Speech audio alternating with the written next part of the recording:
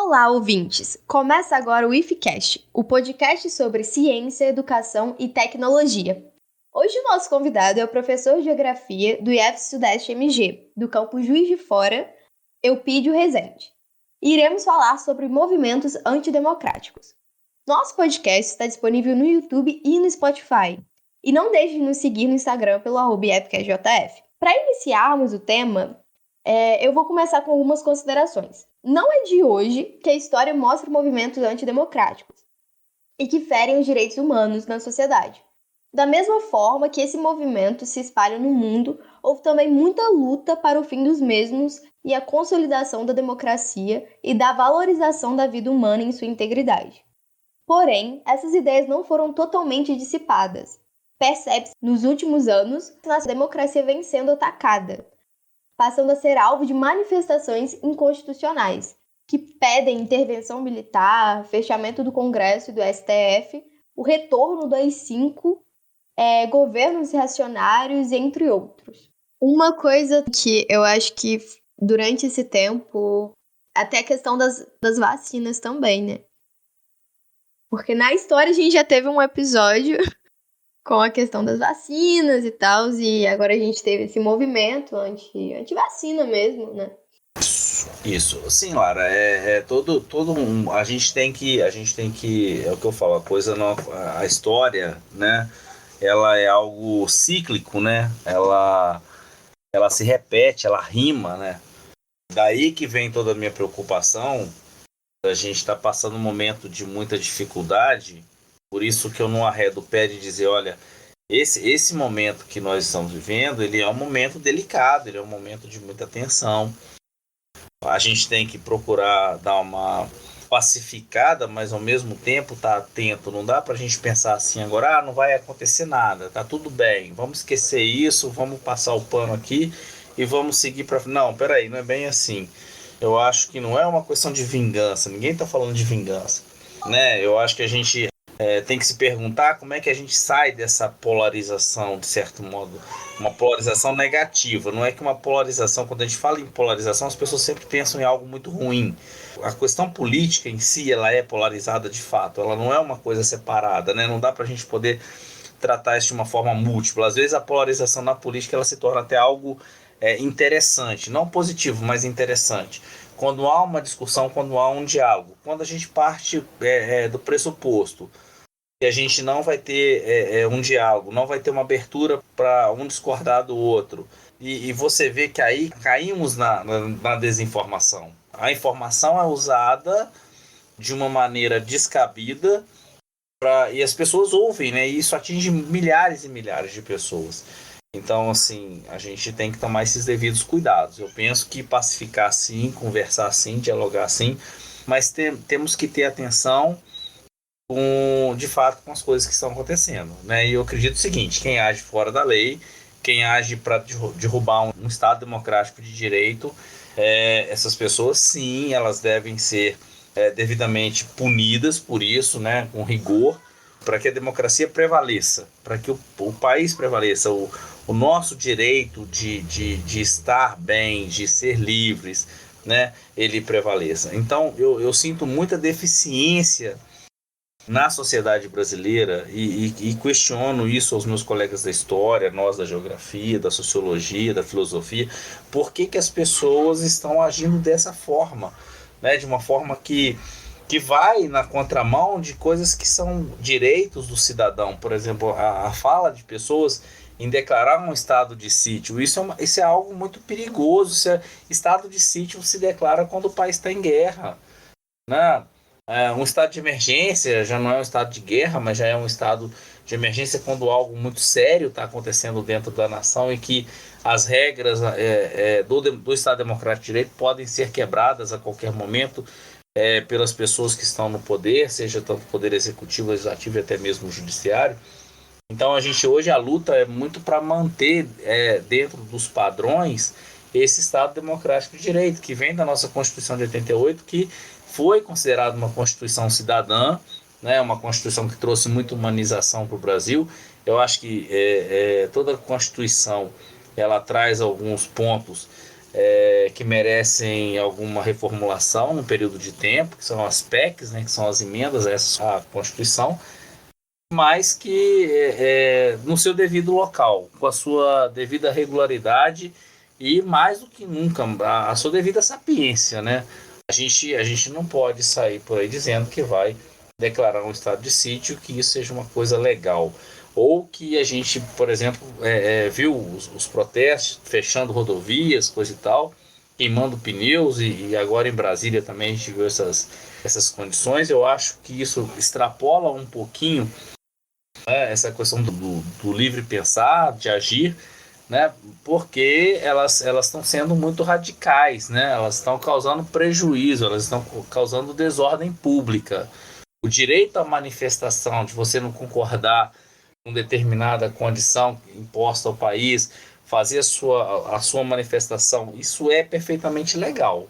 Agora, isso também tem um limite, né? Existe um limite para que isso aconteça. A gente não pode sair por aí agindo dessa maneira.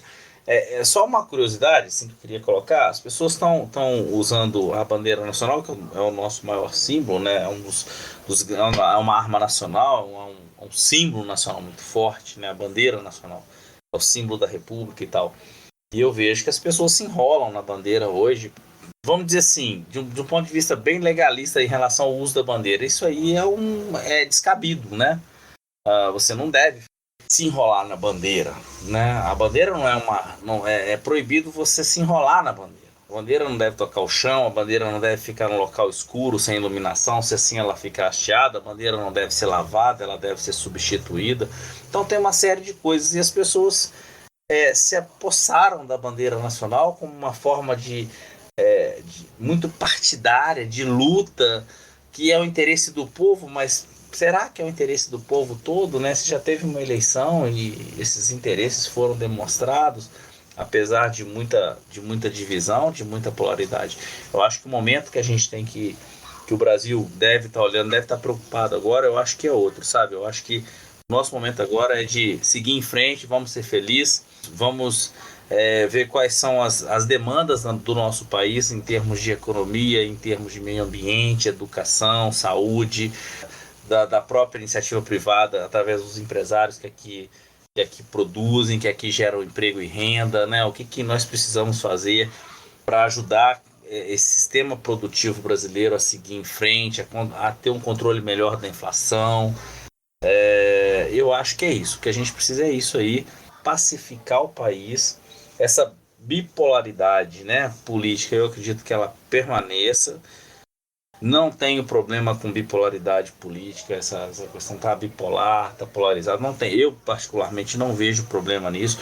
Eu vejo problema no seguinte: na hora que você não consegue conversar dignamente com as pessoas, aí eu vejo um problema. Você não respeita a opinião do outro, né?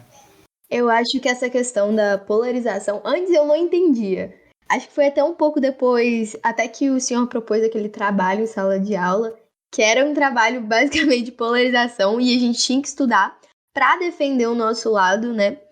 E depois que a gente percebia que os dois lados tinham pontos positivos e tinham pontos negativos, e a gente foi toda uma construção pra gente entender que, na verdade, sempre vai ser assim. É uma questão de ideia, e os dois movimentos, né? Vem muito falar hoje de direita e esquerda. Os dois movimentos são para o desenvolvimento do país. Então, eles lutam baseados nas suas ideologias para o desenvolvimento do país. E essa polarização é importante para o equilíbrio, né? Porque a gente é composto de pessoas diferentes, com ideologias diferentes. Então, essa polarização, querendo ou não, ela é importante para meio que equilibrar realmente, porém, ela não pode...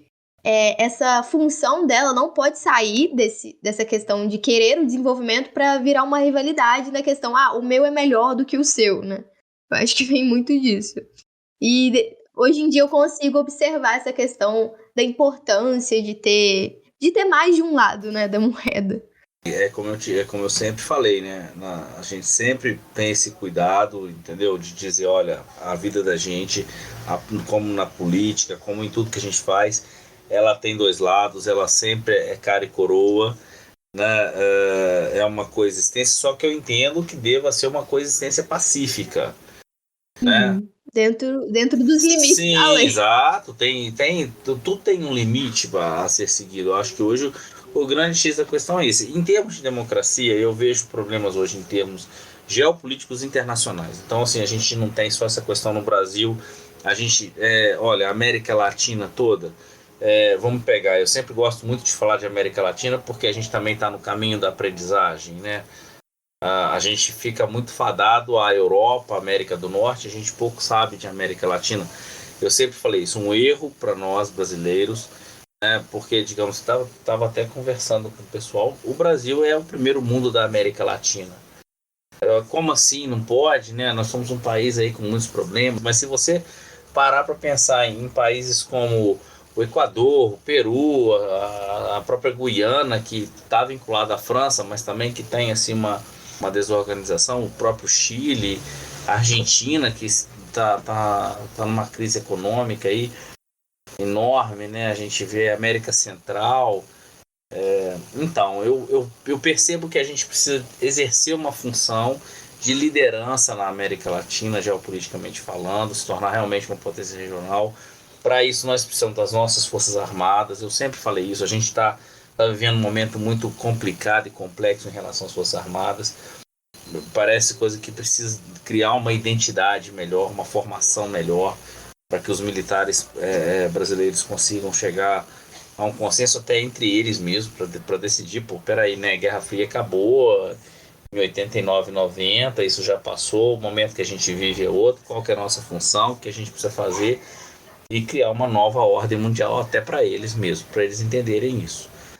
Mas eu fico preocupado porque a América Latina, voltando aqui à questão da democracia, a América Latina ela volta de novo com os governos mais de esquerda, tiveram governos de direita, governos de extrema direita, né? Isso se volta agora para governos mais de esquerda, vamos ver o que vai acontecer, são muitas as dificuldades.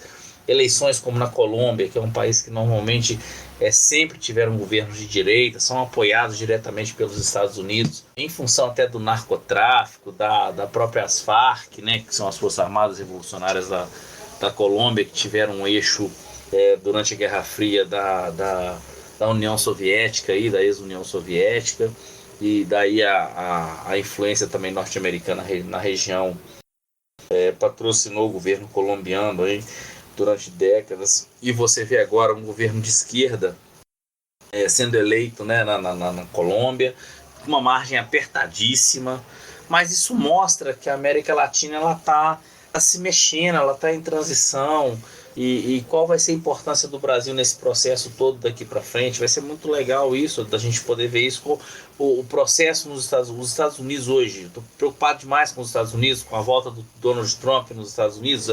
Hoje o Trump tá fraco, amanhã ele ganha a eleição, entendeu?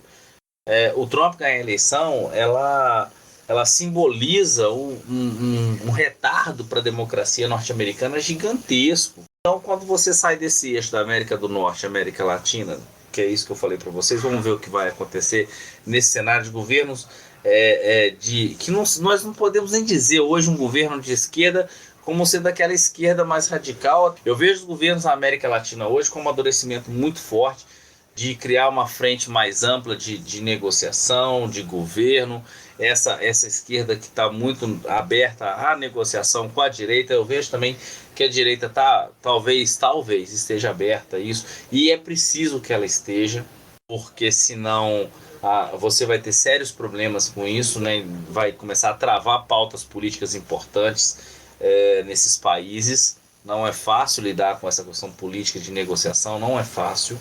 E aí você pensa bem, saindo desse panorama de América Latina, você vai para a Europa. Hoje você tem França e Espanha, né, que são também governados com partidos mais progressistas, mais de esquerda, mais socialistas, coisa e tal.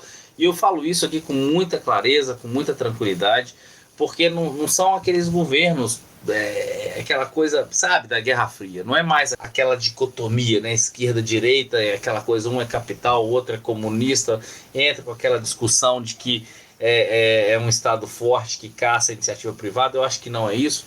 Eu acho que são governos que vêm harmonizar muito mais, então é só uma ideologia política, mas que é mais harmonizada, com uma ideia de uma parceria público-privada e vamos tocar o barco para frente.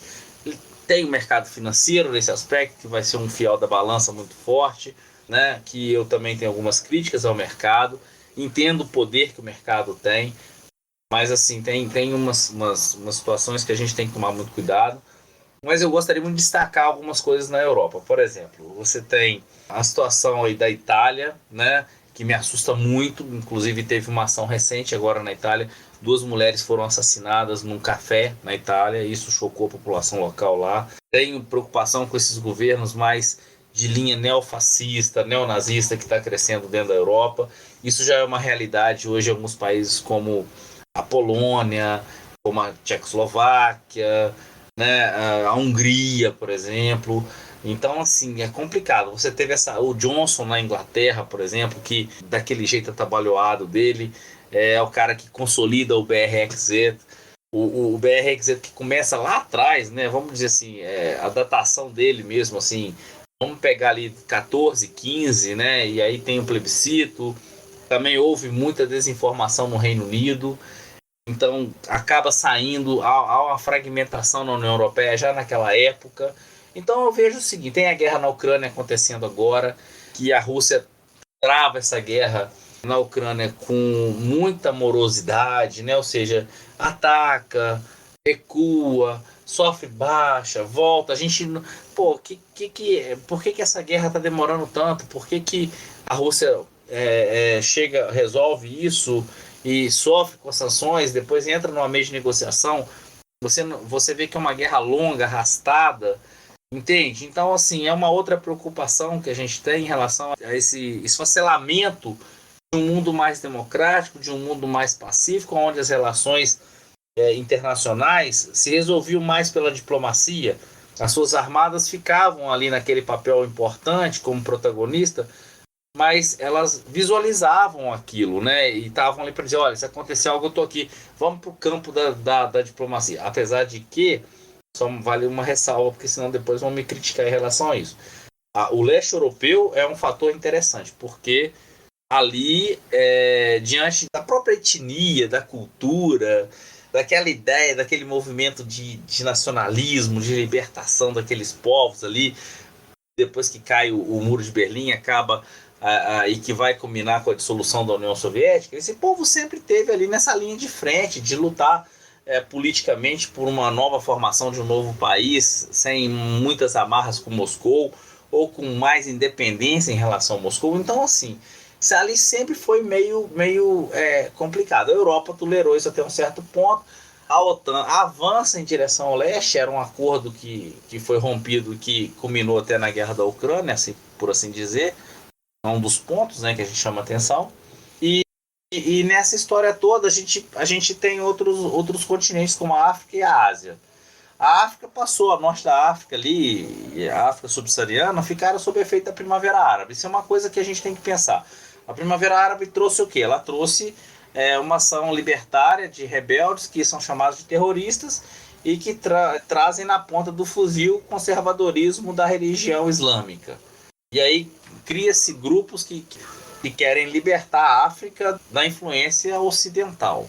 Tá a Copa do Catar, o momento é interessante, porque tá a Copa do Catar para poder relatar isso que eu tô falando. Eu lembrei até daquele italiano que invadiu o jogo de Portugal com o Uruguai com a bandeira LGBTQIA+, e ele vestiu uma camiseta, né, que falava salve a Ucrânia, de um lado, e respeito pelas mulheres iranianas do outro. Sim, então, aí você percebe que o movimento do Catar talvez tenha sido um movimento inverso, porque o Catar, todo mundo observou Dubai, né? Olha o Catar, é símbolo do desenvolvimento do capitalismo no Oriente Médio. E, na minha opinião, isso desmorona com a Copa do Mundo, porque a Copa do Mundo mostrou qual é a realidade do Catar. Por exemplo, se você receber turistas e não deixar com que os turistas exerçam ali o turismo como um todo, e você achar que o turista dentro do Catar hoje tem que viver a cultura do Catar, né? Então você não pode beber bebida alcoólica. Você não pode usar uma bandeira LGBTQIA+, aqui, mas se o cara for homossexual. Pois é, é uma coisa que no Instagram tava tendo muito essa repercussão. Por que que teria uma Copa no Catar, já que, assim, é um lugar que realmente tem muitas restrições, né? Eles seguem uma cultura como lei ali, né, basicamente.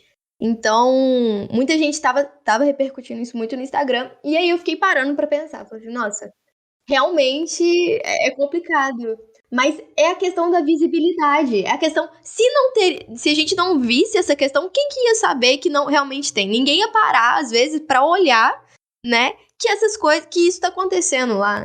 Se você for contar, são 2 jornalistas mortos, né? Já na Copa do Catar. Por quê? Eles filmaram, bateram foto, gravaram alguma coisa.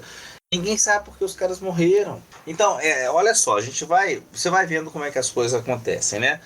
O Catar está se expondo de forma muito negativa. Com relação à Copa ser no Catar, tem uma explicação lógica para isso. FIFA, entendeu? Não, sim, claro. Não, né? A FIFA é algo assim. é, Como é que eu vou te falar? Vamos dizer, é complicado. A FIFA é a FIFA. Eu acho que assim, vamos falando aqui o português, claro. Na minha opinião, vou tirar isso de trás da orelha. Isso é opinião minha, né? Como eu costumo dizer, quando eu não tenho referencial para isso, eu não vou ficar expondo. É um achismo meu, né? A FIFA para mim é uma das instituições mais corruptas do mundo. Entendeu? Não tem outra. Assiste o documentário da FIFA que tá no Netflix, que você vai ver o que eu tô falando, e aí tira suas conclusões. Quem quiser tirar, tira. Entende? Agora, aí a gente tá falando aqui de mundo, de democracia no mundo. Você vê, o Oriente Médio tem democracia? Não tem, ele não tem democracia, eles não querem democracia, eles já têm o perfil deles traçado, né? Agora, o Oriente Médio tem petróleo, o Norte da África tem petróleo, a África tem muita coisa para ser explorada. Então, como é que vai ser a visibilidade do mundo em relação a esses 2 lugares? O Oriente Médio já sabe como é que funciona. Eles vão lá, exploram o petróleo, coisa e tal. Você continua lá, né, com a sua cultura, com o seu sheik, enfim, continua aquela estrutura montada. Na África, você tem um trabalho a ser feito, um trabalho de manipular os governos, de colocar governo no poder, de tirar governo, ou seja, uma movimentação geopolítica. Vai lutar contra um grupo terrorista ali, um Boko Haram, ou contra um insurgente local qualquer. Essa luta vai ser fomentada pelo governo, sei lá, de Angola, da Zâmbia, Namíbia, Moçambique, enfim, quem vai bancar isso aí, né? E com interesse de quem? Então, assim, mas é algo mais definido ou a definir no futuro. A Ásia, por exemplo, exerce um papel preponderante hoje no mundo, junto com os Estados Unidos e até um pouco da Europa, no sentido comercial, econômico. Então, a Ásia já tem um pouco mais de expectativa, e a Ásia espera um mundo mais multipolar do ponto de vista geopolítico, do ponto de vista econômico, comercial, porque você pega, nós estamos falando da China. A China é a segunda economia do mundo hoje, em ascensão plena, em tecnologia, em desenvolvimento, inclusive desenvolvimento militar. Deixou o Japão para trás, que é igual eu comentei com vocês, Hong Kong estava bombando, né? Porque você tem a reunião da APEC, da ASEAN, acontecendo em Hong Kong há mais ou menos um mês atrás, umas semanas atrás, não me lembro a data certa aqui, e eles discutem essas relações comerciais de mundo agora, daqui para frente. Então, chamando talvez para uma conversa no futuro, até mesmo países como o Brasil, a Rússia, a própria Índia, a China. A Rússia vai precisar resolver com a Ucrânia primeiro, eu acredito, mas vai se dar, vai ter uma importância, vai ter uma relevância, e talvez, quem sabe, o momento da América Latina se destacar nisso daí, entendeu? E por isso que eu acho importante que a gente esteja bem organizado. Nós não podemos hoje estarmos preocupados se vai ter alguém querendo dar um golpe interno no Brasil que vai levar o país para o buraco, que vai levar o país a uma párea internacional. Porque nós estamos falando o seguinte, internacionalmente falando, não se tem apoio aqui para determinados grupos no Brasil de se dar um golpe, isso é fato. Se esse grupo for querer dar um golpe no Brasil hoje, eles vão ter que atuar por conta própria. E vão ter que aguentar o que virá depois, né? Então, estou falando aí de um grupo do agronegócio mais radical, não todos, né? Dos próprios militares, que função eles vão exercer nisso? Até outro dia mesmo, eu defendo as Forças Armadas na seguinte situação, lá. As Forças Armadas têm um papel importantíssimo na nação e elas têm esse papel, cumprir esse papel institucional dela. Entendeu? Então, a defesa das nossas fronteiras, né, a defesa do pré-sal, dos nossos postos de petróleo, estar na vigilância de inteligência contra alguma ação externa ou até mesmo interna. Então, agora, ela precisa se reorganizar e se reorganizar rápido. Porque hoje nós temos um Estado maior, né, que junta Marinha, Aeronáutica e Exército, gigantesco. E temos aí quilômetros e quilômetros de fronteira completamente aberta. Então precisa se definir, vai ficar com esse contingente hoje? Beleza, então esse contingente tem que se adequar às novas tecnologias, tem que ter um treinamento moderno, tem que ir para a fronteira. Pessoal de fora, vocês na região lá do Peru, da Bolívia, vai pegar uma área para patrulhar, entendeu? O comandante aqui do batalhão tem que ter noção, vai estar integrado com outro comando militar de outra região do país. Para isso os caras precisam de equipamento, precisam de treinamento. Se está gastando hoje o que está se gastando com as Forças Armadas, esse movimento que eu estou acabando de falar aqui se torna perfeitamente viável. E na hora que a gente se fortalece dessa forma, enquanto Estado, enquanto país, as Forças Armadas trabalhando institucionalmente, você fortalece essa nação para ser a potência regional que ela precisa ser.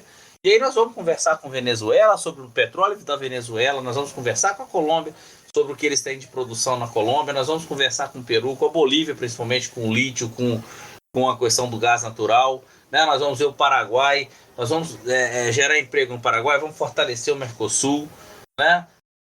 Ter estrutura para conversar sobre, né? Porque falta ainda a estrutura básica. Exato, a gente tem que estruturar. Tem brasileiro que diz que isso é bobagem, não é bobagem.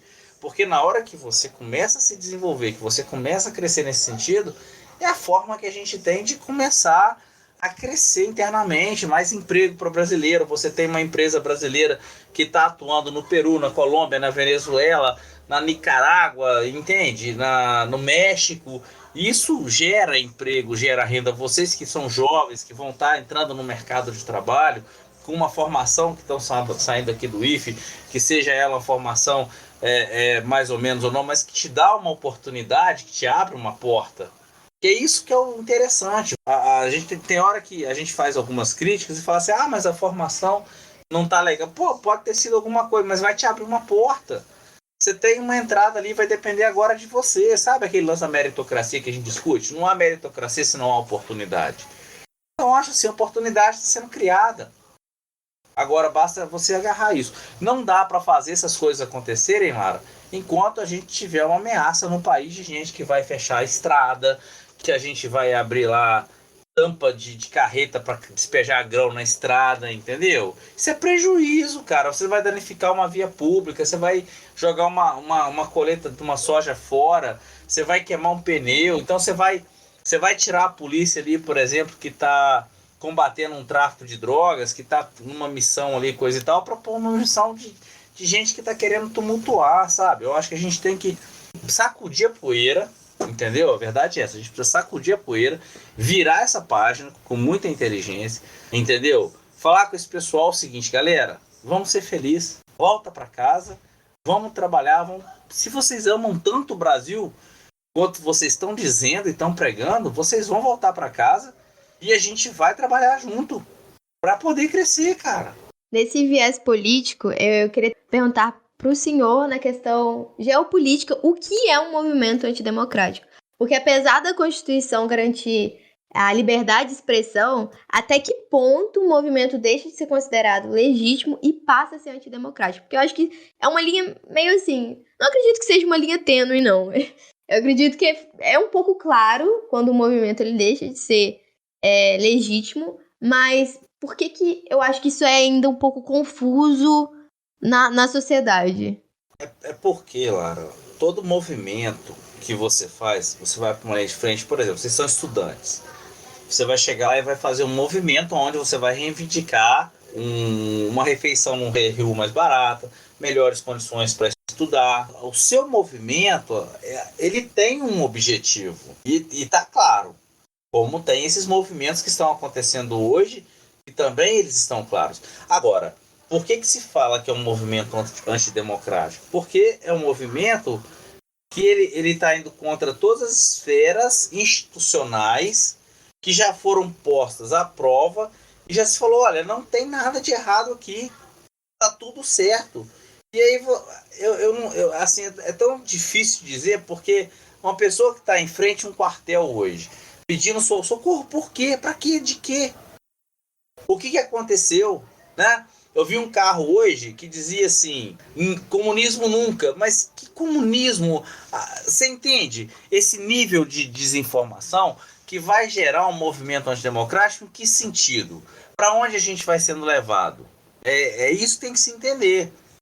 É igual você falou, a linha tênue. E eu acredito o seguinte, que essa linha tênue, e você está falando que ela está mais dura, talvez, e até se distanciando, porque não tem clareza. Você está pedindo muita desinformação. você está pedindo intervenção militar.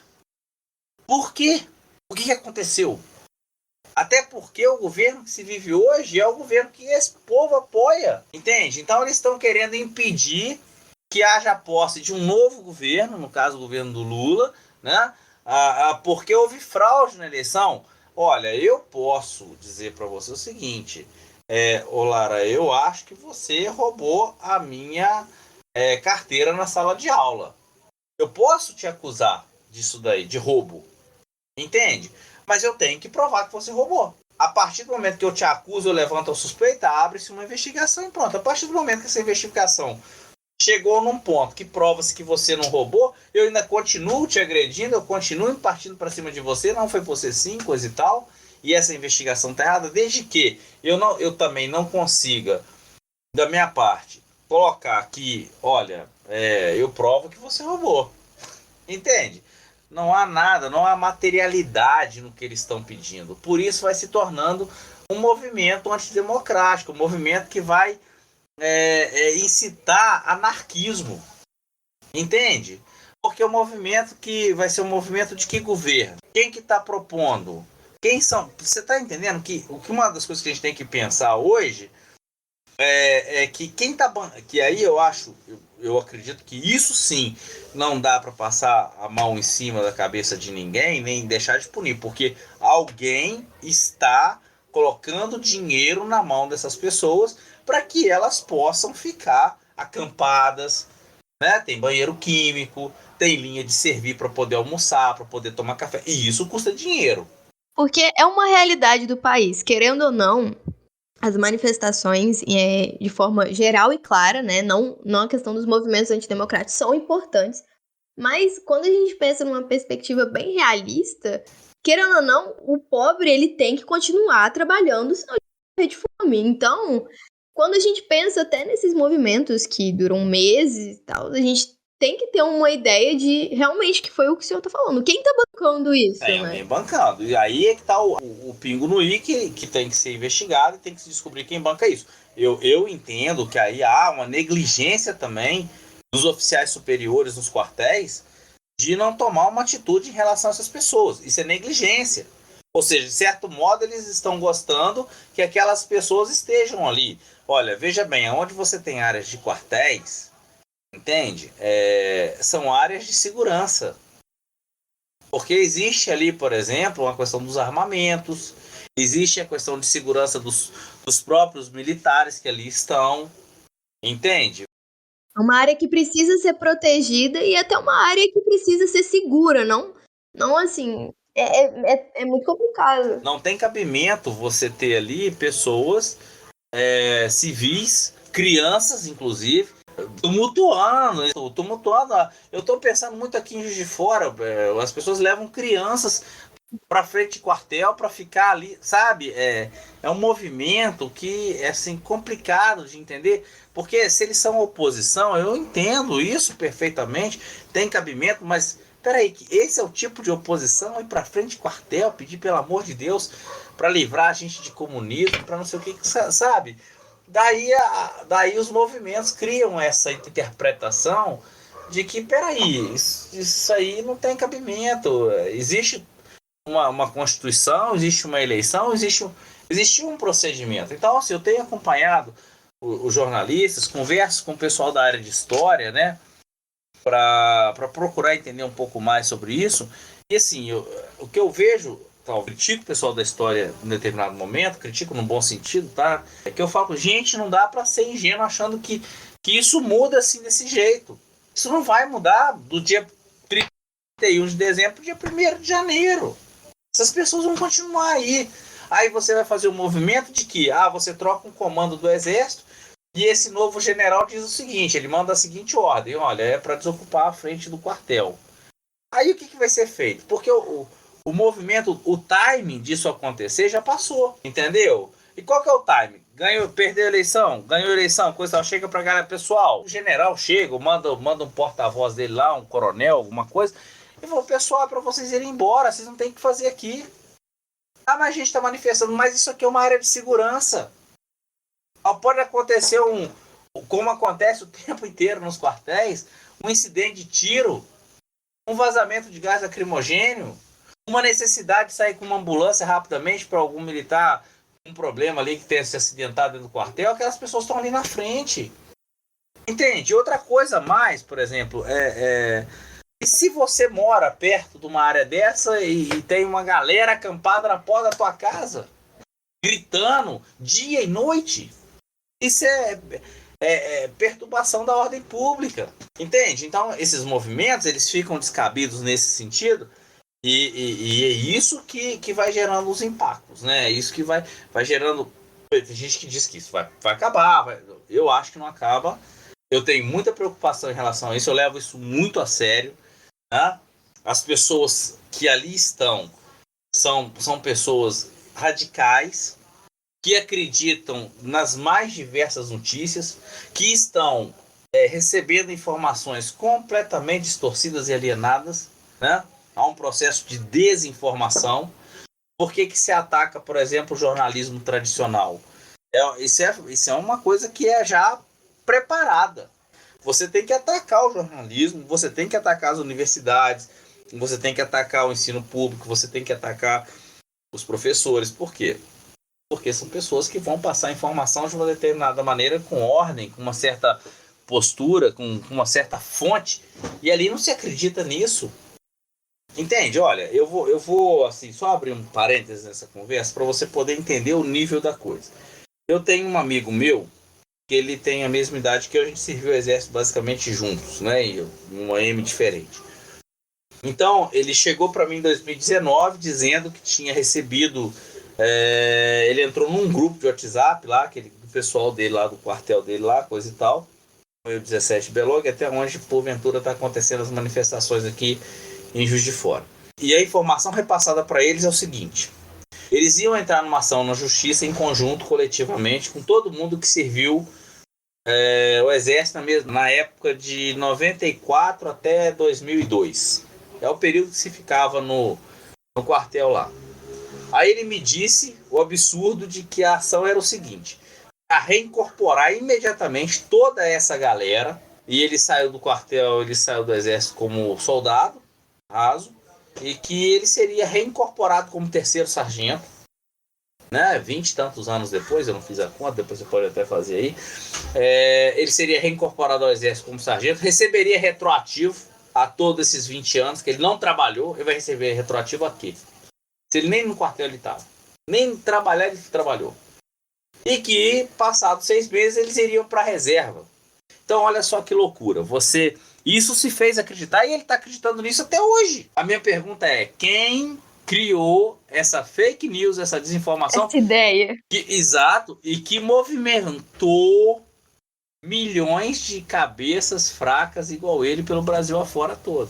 Eu ia até perguntar na questão de movimentos antidemocráticos que já ocorreram no Brasil. Porque, assim, eu tenho agora 19 anos, ontem eu era criança e talvez, não sei se é porque realmente, quando teve, eu era criança ainda, mas eu acho que agora, até a internet, né? Eu acredito que a internet ajudou a visibilizar essa questão desses movimentos antidemocráticos. Na opinião do senhor, realmente foi a questão da visibilidade da internet ou agora que está tendo esses movimentos? Não, olha, eu imaginava uma sociedade brasileira, até um tempo atrás, eu imaginava uma sociedade brasileira mais tranquila, mais pacífica, apesar de tudo que já aconteceu no Brasil. E na verdade nós percebemos que esse movimento nunca deixou de existir no Brasil, a verdade foi essa. Ele ficou mais recluso, talvez tenha perda de espaço, e não vou negar para você, com certeza hoje com as redes sociais, né, esse movimento ele ganhou uma vultuosidade gigantesca. E isso está chegando, essas desinformações, notícias fantasiosas, isso chega em tempo real e, tipo assim, já até fizeram uma estatística sobre, por exemplo, você tem para cada uma verdade, são 128 mentiras. Então você imagina isso em tempo real, é loucura até calcular isso em termos de 24 horas. Então, assim, o que essas pessoas estão recebendo de informação e no que essas pessoas estão acreditando? Entende? E por que acreditam? Eu falei, gente, eu vejo pessoas que são trabalhadoras, pessoas honestas, que caíram no canto de uma sereia que não existe. Ou seja, você vê um movimento que quer acabar com o Estado brasileiro, com serviços públicos, entende? Você vê um movimento de tirar os direitos do trabalhador. Você teve uma pandemia onde não se falou em compra de vacina, não se atuou efetivamente. Você vê que faltou oxigênio, eles não conseguiram nem suprir Manaus de oxigênio, o que levou a óbito várias e várias pessoas, milhares de pessoas, inclusive. Então, assim, eu fico pensando, por que essas pessoas, por que elas não estão conseguindo juntar ler com crer? Eles não conseguem, existe ali talvez uma nuvem, uma cortina de fumaça, uma névoa, talvez uma amnésia, não sei te dizer. Eu queria até conversar com um antropólogo, não um sociólogo, mas um antropólogo para a gente poder repensar um pouco mais sobre isso.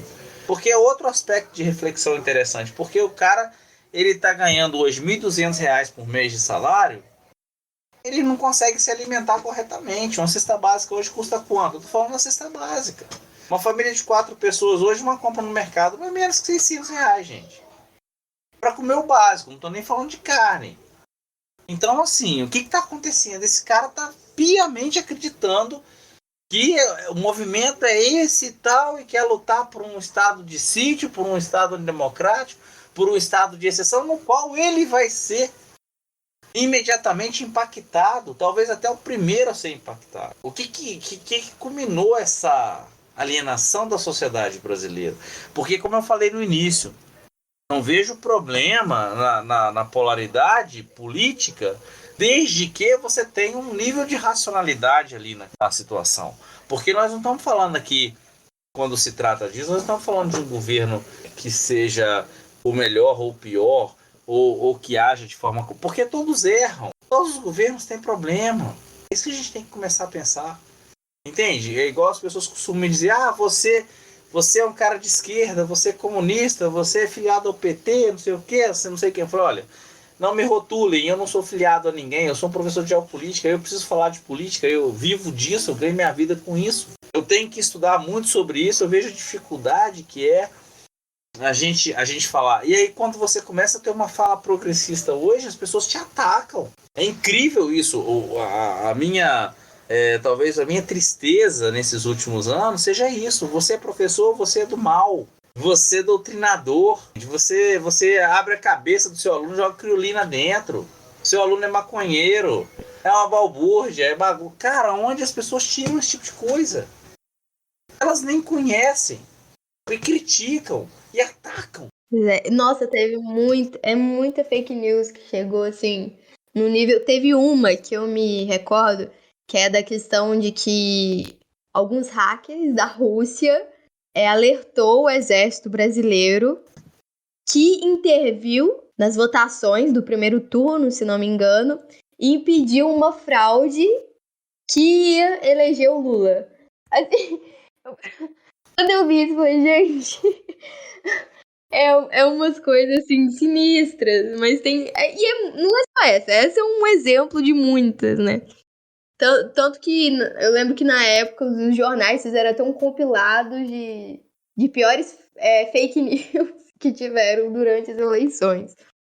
Mas essa questão que o senhor falou até dos professores, da questão das universidades federais mesmo, né? A gente, uma coisa é fato, as universidades e os institutos, né, eles foram prejudicados absurdamente, né? Então, assim, é um prejuízo que é um prejuízo do povo brasileiro, é um prejuízo da educação brasileira. Não estou falando que a gente é melhor ou pior que ninguém, não, mas é você dizer que você não precisa formar ninguém. Como eu falei, conhecimento não pesa, gente.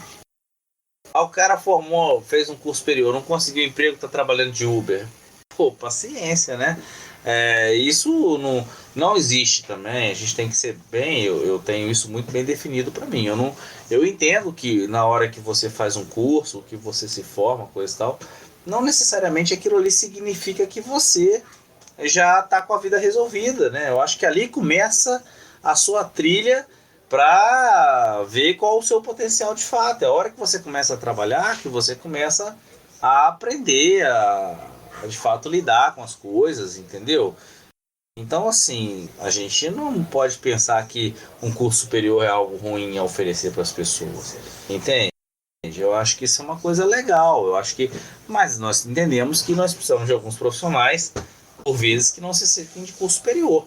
Mas se ele tem um curso superior e está naquela área lá, ele com certeza tem mais capacidade de acertar, de planejar, enfim, ele tem um conhecimento a mais.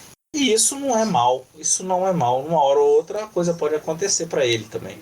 Entende? Agora o problema é se você errar para mais, como diz o outro, né? Que se erre para mais e não para menos. Eu penso dessa forma. Então, não vejo por que o ataque à educação dessa maneira. Eu tenho, por exemplo, umas condições que eu falo o seguinte. No momento, quando ele tá bom para a educação, eu acho que a gente deve agir com muita calma e cautela, né? Não deve sair abrindo curso, que não vai dar em nada ali na frente. A gente não deve estar fazendo movimentos dentro do próprio campus ou do próprio instituto ou universidade que sejam movimentos muito mirabolantes. Eu penso muito na situação da seguinte forma. Bom, a situação está legal para a gente, o que está ruim? O que precisa melhorar? A gente tem que trabalhar com essa autocrítica de pensar o que está funcionando, né? De que forma a gente pode trabalhar melhor para a sociedade, dar uma resposta mais à altura à sociedade, para inserir determinada comunidade que ainda não foi inserida ou não tem como inserir. Eu acho que vai muito nesse sentido aí. Agora, ataques à educação é sempre uma coisa ruim.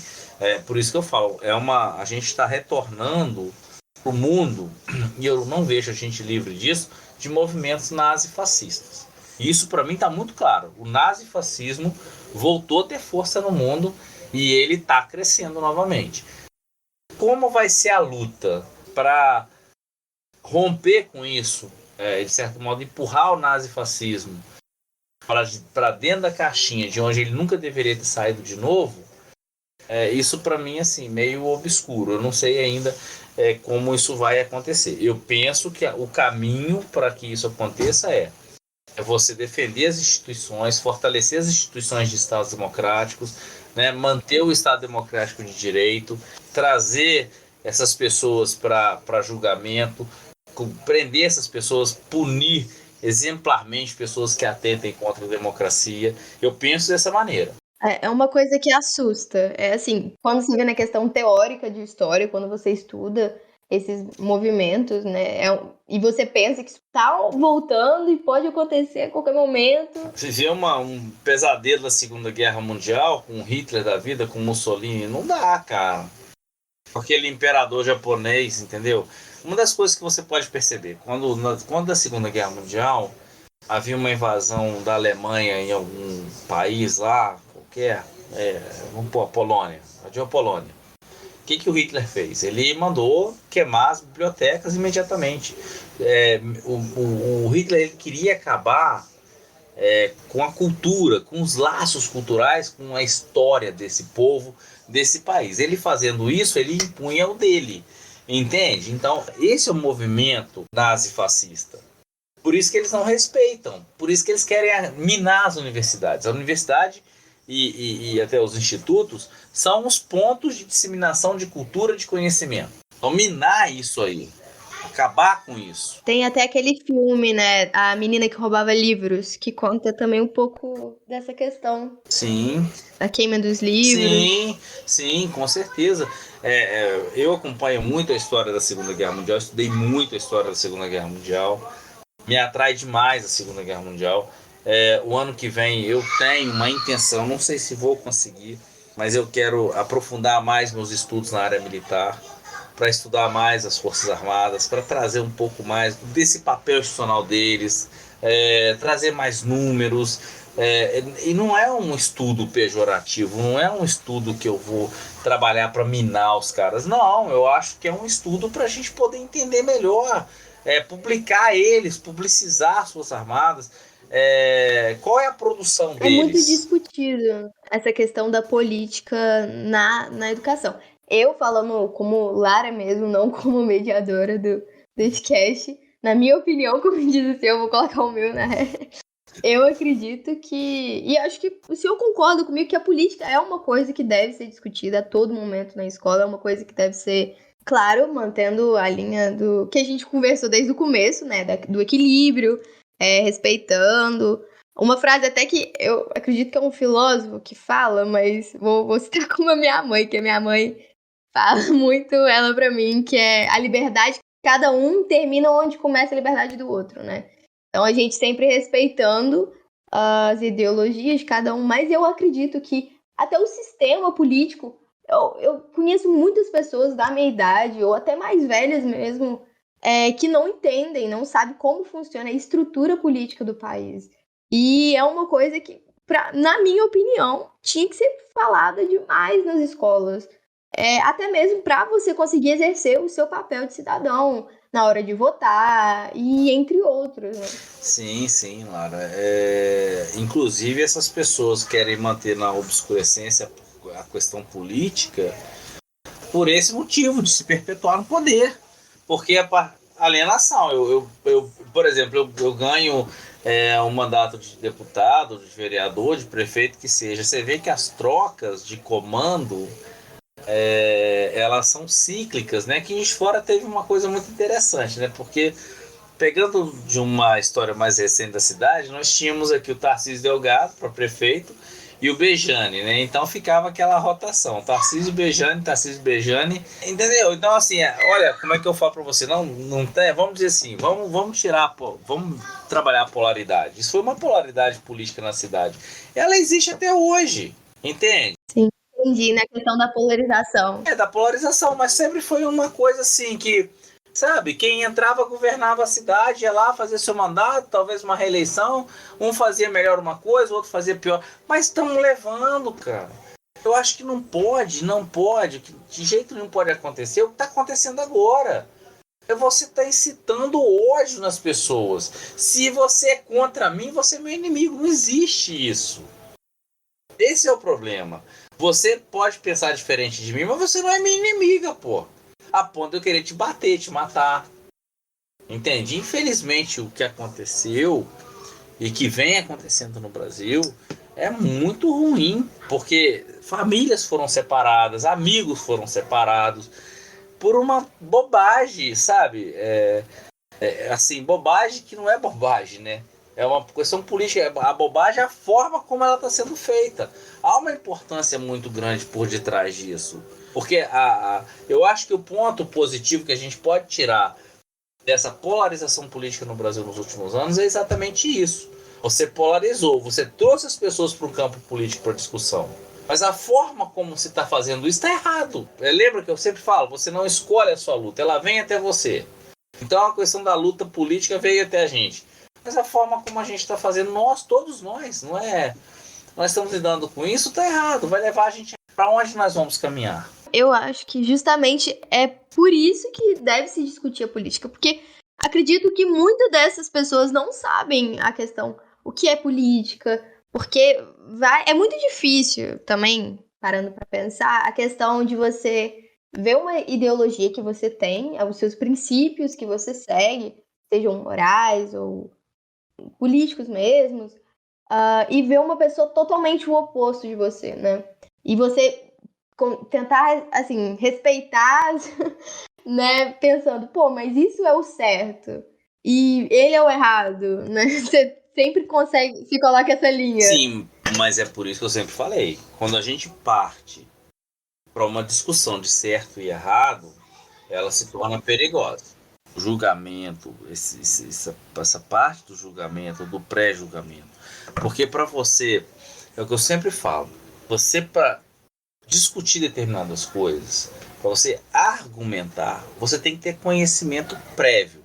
E quando você vê as pessoas discutindo, gente, você vê as pessoas discutindo na rua, é assim, parece um discurso de, sabe, cego discutindo pela mulher mais bonita que passou na frente deles. Ninguém viu nada, mas tá se discutindo algo que eles não entendem, não sabem, não tem visibilidade. Então, esse, por exemplo, é um objetivo que eu tenho como professor de geopolítica. Eles discutem através de discurso de outros, né? Você vê que não tem nenhum fato histórico, não tem nada embasado. Exatamente, veja o exemplo que eu te dei. 2 cegos discutindo sobre uma mulher bonita que passou na frente deles. Como é que eles sabem que é mulher bonita? Se eles são cegos. Mas eles discutem sobre ela. Entende? Eles podem discutir? Podem. Eles podem discutir sobre uma mulher bonita. Cada um tem na sua cabeça o que seria uma mulher bonita para cada um. Entende o que eu estou dizendo? Mas daí é o ponto de você. Aquela que passou ali, eles não sabem porque eles não veem. Então, esse é o ponto que eu quero colocar muito bem para você. Então, por exemplo, quando eu tive uma discussão horrível com um senhor na rua, porque estava discutindo com um amigo meu, eu estava perto, acabei entrando na discussão. E aí o cara me agrediu verbalmente, aquela coisa toda, e no final ele tava falando que a educação brasileira é uma das piores do mundo, que não sei o que os nossos professores não prestam, que isso, que aquilo. Aí eu falei, bom, mas o senhor tá falando isso, o senhor tem cara de que nunca estudou na vida, o senhor é semi-analfabeto, né? Não, mas isso não tem relevância aqui não. Foi claro que tem, meu senhor. Se o senhor nunca estudou, como é que o senhor tá falando que a educação é ruim? Você entende o que eu tô te dizendo? Como é que ele está criticando o trabalho de um professor, de uma escola, se ele nunca estudou, ele não viveu aquilo, ele não participou?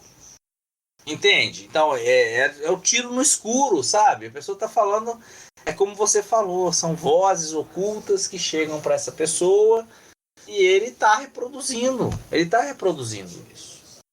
Isso é muito sério. Olha, veja bem, uma situação que a gente não... Por isso que eu falo que a gente tem que ficar atento. A gente não pode cochilar e ter ingenuidade nesse momento.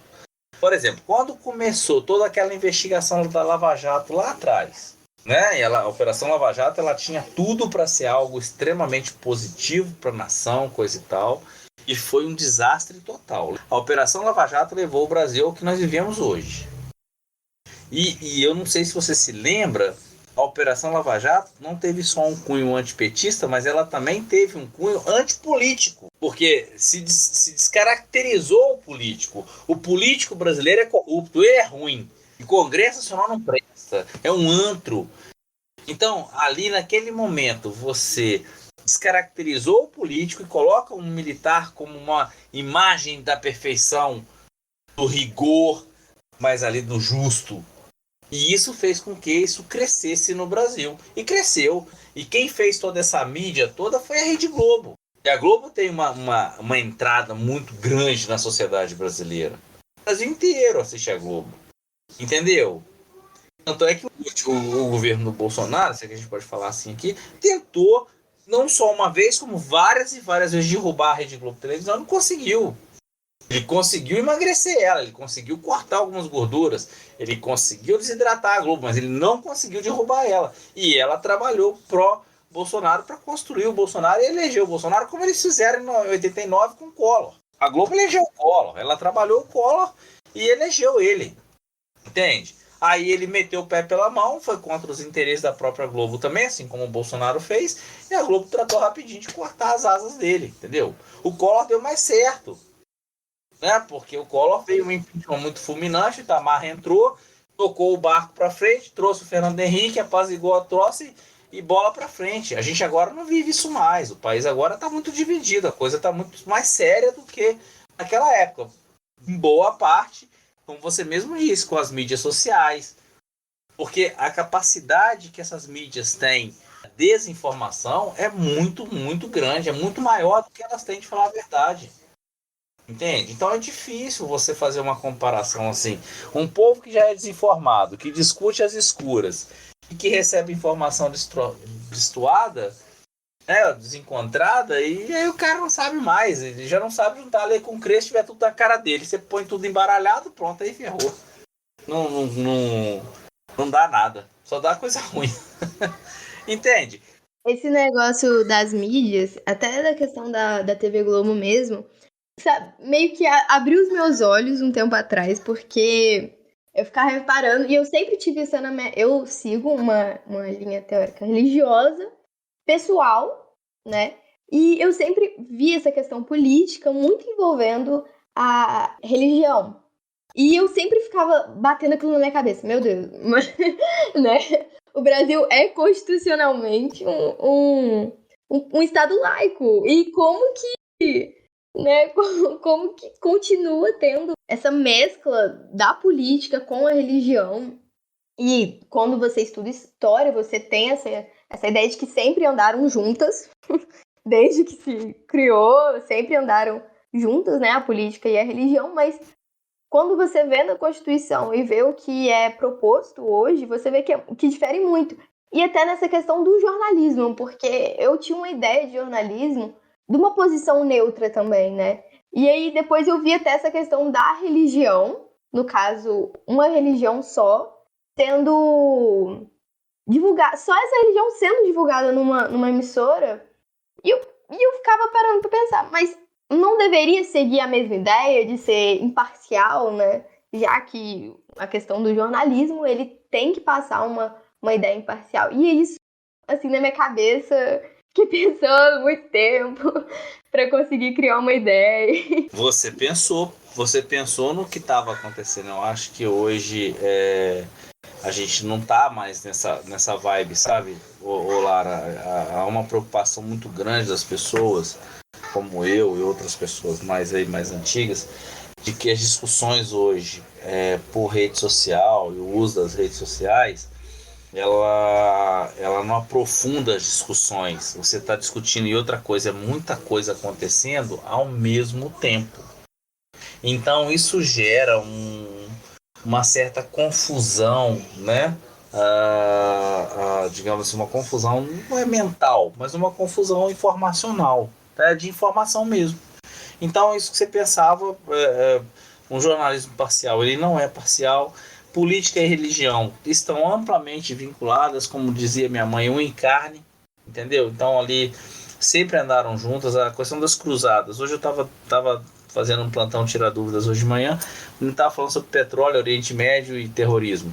Então eu falei, olha, cara, pensa numa coisa, as cruzadas, quem impunha a cruzada aos reis? Os bispos, o próprio Papa, coisa e tal, que mandava os exércitos, tanto de França, tanto de Inglaterra, que eram os maiores exércitos daquela época, numa luta, né, incontrolada contra os islâmicos, né? Então você vê que isso não é de hoje, isso aí sempre aconteceu e sempre foi criado essa perspectiva. Eu vejo assim, por exemplo, a Igreja Católica, ela deu uma desvencilhada da política, ela deu uma afastada, então você vê menos militância dentro da igreja. Ela foi muito mais militante há tempos atrás, na parte de sindicalismo, durante a ditadura, alguns mais, outros menos, mas existia muito isso. Hoje está mais afastado, se abriu uma brecha para regiões mais neopentecostais. O Brasil hoje, nós temos aí mais de 35 mil seitas, isso é muito preocupante. Cada um está pregando da forma que acha que não existe uma organização para isso. Religião é algo muito perigoso, Lara.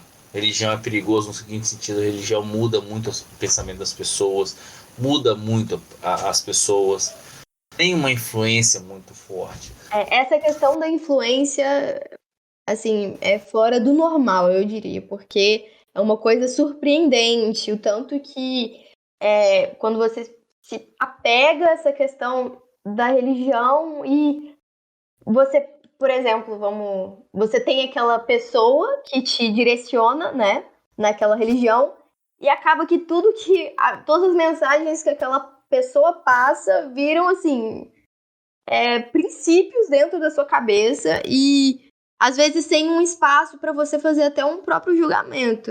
Porque eu acredito que é importante até dentro dessa questão religiosa você ter os seus julgamentos ali, seja internos ou externos, com outras pessoas que possuem, né, a mesma fé que você. Eu acho isso muito importante, mas é muito difícil, né? Geralmente é uma construção de pensamento em massa. Eu vejo isso dessa forma assim também. Eu acho que, enfim, a gente tem que respeitar, igual eu te falei, eu respeito, né? As crenças. É muito difícil, é um tema polêmico, um tema sensível. Às vezes eu falo uma coisa que não tem nada a ver, mas para aquela pessoa, dentro daquela crença que ela tem, daquilo tudo que ela está acreditando, né? Você está sendo muito subversivo, agressivo, etc. e tal. Então, assim, a gente tem que tomar muito cuidado com isso, sabe? Porque senão a gente entra num buraco negro, num limbo, e que é uma discussão que não tem como você avançar com ela. Infelizmente. Eu gostaria muito mais de contar com pessoas mais conscientes, com pessoas que pudessem não abraçar causas, mas pessoas que pudessem ter a sensibilidade de dizer, olha, não é por aí o caminho, eu não vou por aí. O meu caminho é esse, né? Isso é muito importante para cada um. Eu acho que é personalidade. Tá faltando muito personalidade nas pessoas. Você me fala uma coisa, eu acredito nisso piamente e te sigo cegamente. Isso tá acontecendo. Essa construção, né, do próprio senso crítico, essa construção da própria personalidade. Eu acho que hoje em dia, até na era da tecnologia, tem muito essa coisa de você pegar uma personalidade para você, né? Meio que uma sociedade de atores. Na verdade isso, né? A vida imita a arte, ou a arte imita a vida, não sei aí como é que a gente pode estar pensando nisso de outra maneira. Eu particularmente te digo o seguinte, a gente tem que se fortalecer. Eu falo muito isso lá nas minhas aulas, é o que eu penso, sabe? Em fazer um trabalho mais amplo nesse sentido, um trabalho que as pessoas possam pensar mais, que elas passem a curtir o livre pensamento, poxa, ter a oportunidade de pensar, de agir, de falar. Eu sinto muita falta hoje, por exemplo, não com a sua turma é uma turma que participa muito das aulas. Mas eu tenho outras turmas que você está falando as coisas, ninguém está participando de nada. E aí você olha pra galera, tá todo mundo pegando em celular, sabe? Tipo assim, tô nem aí, isso não é comigo, isso é chato, eu faço uma prova, não é esse o movimento, não pode ser esse o movimento. A gente não vai construir uma sociedade melhor dessa maneira. Eu entendo que seja uma questão geracional também, né? A geração de vocês já é uma geração dessa forma, já é uma geração que quer as coisas muito rápido, acontecendo muito rapidinho. Por exemplo, na hora que você mandou para mim o link, né, do Discord aqui, meu filho chegou aqui, pai, peraí, mas você sabe fazer isso? Vem cá. Aí ficou aqui do meu lado, querendo me orientar como é que eu fazia para poder entrar. Achei aquilo legal da parte dele, mas eu falei, pô, é intuitivo isso aqui, eu vou fazer e tal. Só que assim, ele entende que eu não sei mexer com isso, né? E até disse para mim assim, não imaginava nunca você mexendo e tal. Por quê? Por que não? Entende? Rola esse preconceito também de falar, pô, você é mais velho, então não vai mexer com isso. Então as coisas que eu faço, que eu gosto de fazer, que não estão ligadas intimamente ao que ele faz, e não poderiam estar mesmo, porque isso também aconteceu comigo, que meu pai gostava, fazia o que eu faço, já é completamente diferente. Isso também tem um geracional dentro dessa postura, mas a gente não pode esquecer da importância, Lara, da gente estar linkado com as pessoas que têm mais experiência, que de certo modo já vivenciaram alguma coisa. De uma maneira ou de outra, essa experiência ela é importante, ela tem que ser linkada, né? Igual você falou. O que aconteceu no passado com essas questões de antidemocracia no Brasil? Como é que isso se deu? Né? No entrelaço de Brasil, por exemplo, a Revolução de 32, né? A própria sessão de Getúlio Vargas ao governo, está muito linkado lá na área de história. Eu te confesso que eu não tramito assim perenemente sobre essa condição para te falar assim, olha, exatamente o que aconteceu. Eu sei te dizer que o Brasil sempre teve essa polaridade, a nossa sociedade sempre teve linkada à sociedade escravocrata, ao escravismo, à não valorização do trabalho, entende? Nós sempre tivemos com pessoas hoje que poderiam estar fazendo a diferença para melhorar o país e que não fazem porque são extremamente egoístas, acumuladoras, concentradoras de renda, entende? Mas isso também faz parte de um processo, claro, a gente não pode deixar de dizer o seguinte: os Estados Unidos têm uma inserção, uma imersão sobre essa dominação da América Latina muito, muito grande. E isso passa por criar, dizer, essas áreas, né, esses territórios de determinadas famílias, empoderá-las, essa aristocracia, essa elite burguesa. Eles ganham dinheiro. No Brasil, que é um país continental, eu consigo ter em cada região uma certa dominação. Isso para mim já basta. O resto da população se ferra todo. Não tem problema em relação a isso. Eu ia até perguntar pro senhor a questão de, tipo assim, os políticos que instigam ou apoiam até esses movimentos incorrem em algum crime de responsabilidade? Porque, assim, não é muito. Geralmente são pessoas que têm muito poder, Sim, né? não, exatamente, que não estão com medo da lei. Os acima da lei mesmo. Isso, eu tô aqui hoje. Eu vou fazer um movimento que eu vou fazer uma manifestação, vou fechar a BR-040. E vou chamar vocês para ir comigo. A gente vai? Na primeira oportunidade que tiver, nós vamos tomar borrachada nas costas, bala de borracha. Entendeu? A gente vai ser preso. Aí você pensa, aí você, se eu falasse um negócio desse pra você, ó, mas se a gente for preso, quem vai me tirar da cadeia? Eu vou ligar pro meu pai para ele chamar um advogado? A minha família não tem um advogado, meu Deus, e agora? E você tá entendendo? Então, esses movimentos no Brasil, eles estão sim fortalecidos por uma elite que não quer, de certo modo, abrir essa zona de conforto dela, porque na hora que você tem um governo mais progressista, mais de esquerda, que fortalece o salário mínimo, que fortalece o trabalho, que fortalece a educação, entendeu? E isso impacta diretamente nesse sistema de dominação. É quando você começa a se libertar de fato desse movimento de alienação, de submissão, entendeu? Que você diz assim, olha, o país é grande, o país ganha muito dinheiro, ou tem isso, tem aquilo, eu também quero a minha parte. Entende? Esse é o movimento. E isso incomoda esse pessoal. Entende? É um movimento que você está invadindo o meu espaço. Isso não pode acontecer. O filho do porteiro está fazendo faculdade, isso é um absurdo. Porque é o filho do porteiro. Então, quando A empregada tá indo pra a Disney. empregada está indo para Disney, e isso, de certo modo, está rompendo a hierarquia proposta pelos Estados Unidos para a América Latina como um todo. E o Brasil está inserido nisso. Entende? Os americanos dizem, não, olha só, vocês vão ficar submissos, eu vou te dar aqui uma certa colher de chá. Eu vou te dar aqui uma certa regalia. E na hora que essa regalia é tão pequenininha que a empregada doméstica indo para Disney já tá se equiparando à regalia que a elite tinha e que já não tem mais. Pô, peraí, como é que o cara tá vindo para Disney? Eu venho para Disney. Depois eu posso abrir a boca para aquele pobretão lá da escola que eu fui para Disney e ele não vai. Entende? O lance é esse. O filho do porteiro vai ser o porteiro de amanhã. Ele não vai ser o engenheiro, não vai ser o advogado, não vai ser médico, não vai ser nada. Ele vai ser o filho do porteiro, vai ser o porteiro depois. O pai dele aposenta e eu vou estar lá, né? Com aquele menino que eu brinquei de bola com ele. Ah, legal, cara, bacana. E aí, pô, assumir o lugar do seu pai aí, né? Tá, beleza. E ele tá com a maletinha dele de médico, de advogado, de engenheiro. E o filho do porteiro, que não teve a oportunidade de ir pra faculdade, né? Virou porteiro.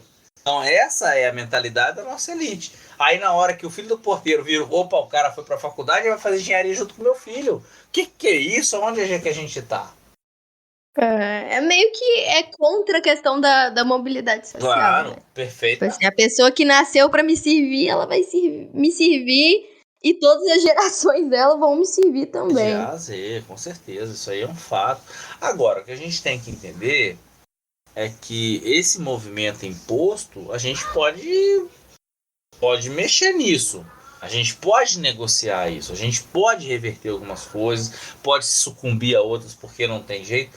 É impensado você dizer hoje, por exemplo, que peitar os Estados Unidos frente a frente, querer superar os Estados Unidos e o que eles trazem consigo de bagagem histórica, militar, cultural, etc. e tal, em termos de América, não vai rolar isso. Mas dizer, pô, nós vamos ocupar nossa posição no espaço geográfico, no espaço geopolítico aqui, aí sim, aí eu acho que é possível a gente brigar por isso. Você tá entendendo? Isso que eu chamo a atenção. Nós não vamos fazer isso enquanto a gente estiver sob ameaça de golpe militar, de golpe de Estado, sob a ordem de milícias, etc. e tal. A gente não vai chegar nesse ponto aí. Eu acho que é possível, é necessário, né? E eu acho que o Brasil tem grande chance de negociar com os vizinhos. Isso é importantíssimo, né? Dizer.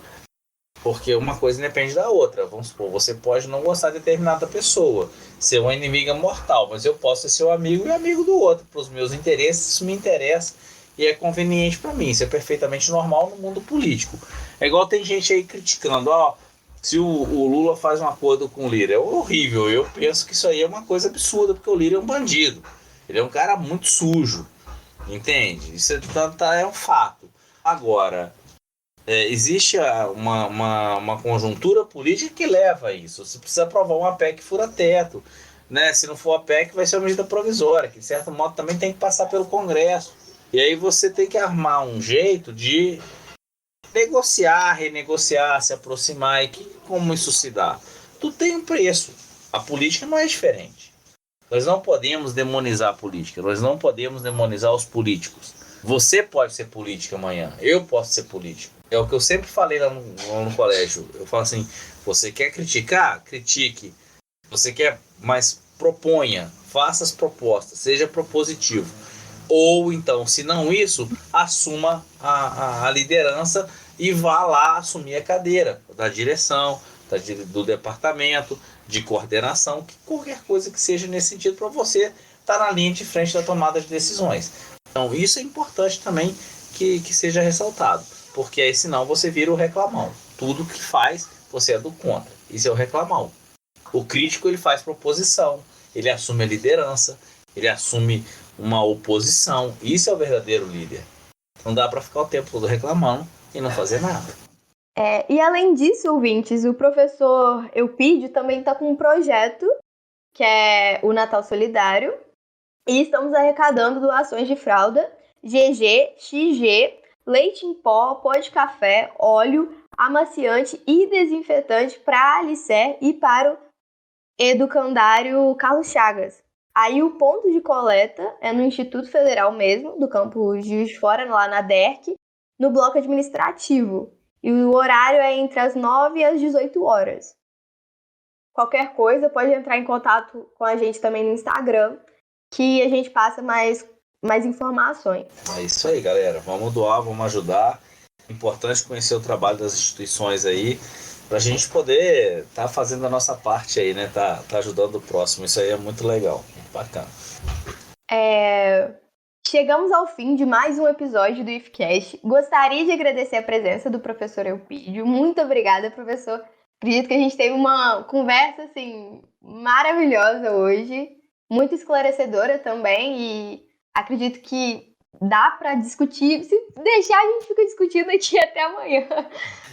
Claro, Lara, a gente está aí à disposição para a gente poder conversar sempre sobre esses temas aí, que são temas polêmicos, né, chapa quente, e tá sempre aí ajudando todo mundo a elucidar as coisas na forma de pensar, na geopolítica, nas guerras, nos conflitos. Tudo tem, por detrás de tudo tem seus interesses, obviamente, né? Eu fico muito feliz de poder estar aqui com vocês, queria agradecer, né, a todos aí pela possibilidade de a gente estar aqui falando um pouquinho sobre geopolítica, tá? A Zanetti também por trazer a gente aí sempre, já é a segunda vez que a gente está participando aqui, muito bom, o projeto é muito legal de vocês, tá? Parabéns a todos vocês aí pela iniciativa e podem contar comigo para sempre aí a gente tá trazendo temas polêmicos aí, tá bom? Eu tô às ordens. Obrigado. E lembrando a todos, nosso podcast estará disponível no YouTube e no Spotify. E também não deixe de seguir a gente no Instagram pelo @ifcastjf. Muito obrigados e até a próxima!